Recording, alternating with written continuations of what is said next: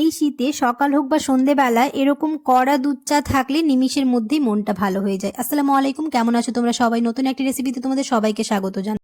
কি করে পারফেক্ট দুধ চা বাড়িতেই তৈরি করবে? অনেক সময় চায়ের কালার ভালো আসে না। আজকের ভিডিও দেখে খুব সহজে বাড়িতে বানিয়ে ফেলতে পারবে একদম চায়ের কালার এবং চা ঘন করার পদ্ধতি সহ। দেখে নাও তাহলে আজকের রেসিপি। প্রথমে আমি এখানে একটা পাত্রে 3 কাপ জল নিয়ে নেবো, যেহেতু আমি 3 জনের চা করব। এবার গ্যাসে বসিয়ে দেবো পাত্রটা। ওইখানে জলটা ফুটতে থাকুক, ততক্ষণ আমি এখানে নিয়েছি হচ্ছে আদা আর 3টে এলাচ। খুব ভালো করে থেতলে নেব। আদার খোসাটা ছাড়ানোর দরকার নেই, আদার খোসা সহ এরকম করে থেতলে নেব। আর জলটা ঠান্ডা অবস্থায় কোনো কিছুই দেবো না। জলটা যখন খুব ভালোভাবে ফুটে আসবে তখনই আদা দিয়ে দেব, দিয়ে খুব ভালো করে নেড়েচেড়ে এবার কিছুক্ষণ ফুটিয়ে নেব। এরপর এর মধ্যে এখন দিয়ে দিব হচ্ছে দুধ। আমি এখানে 3 কাপ যেহেতু জল নিয়েছি আর জলটা খুব ভালোভাবে আদার সঙ্গে ফুটে এসছে, এবার এখানে দিয়ে দিব হচ্ছে 2 কাপ দুধ।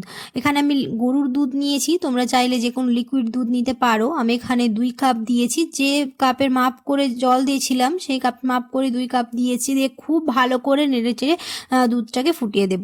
এখানে চায়ের স্বাদটাকে দ্বিগুণ করার জন্য আমি এখানে দিয়েছি হচ্ছে 2 চামচ গুঁড়ো দুধ। এই গুঁড়ো দুধ দিলে খুব তাড়াতাড়ি চাটা ঘন হয়ে আসবে এবং চায়ের কালারটাও খুব ভালো আসবে। এটা তোমরা স্কিপও করতে পারো, এমনি দুধেরই করতে পারো। আমি এখানে দিয়েছি, তাহলে চায়ের স্বাদটাও খুব ভালো আসবে আর চাটা খুব তাড়াতাড়ি ঘন হয়ে যাবে।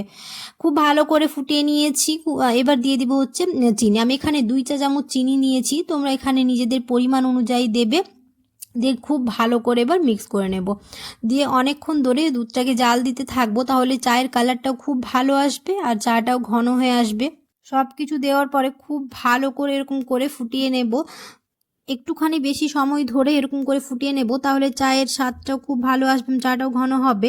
এবার দিয়ে দিলাম হচ্ছে চা পাতা। আমি এখানে বড় চামচের 2 চা চামচ নিয়েছি হচ্ছে চা পাতা। দিয়ে গ্যাসের ফ্লেমটাকে লো করে এরকম করে নাড়তে চাড়তে থাকবো, তাহলে চায়ের কালারটা খুব ভালো আসবে। দেখতে পাচ্ছ চায়ের কালারটা খুব ভালো এসছে। আমি 3 থেকে 4 মিনিট খুব ভালো করে ফুটিয়ে নিয়েছি আর আমাদের চা একদম রেডি হয়ে গেছে। এবার গ্যাসটা বন্ধ করে দেবো।